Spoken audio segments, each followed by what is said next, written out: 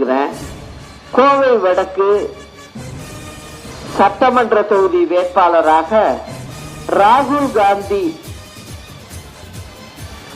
அவர்களுக்கு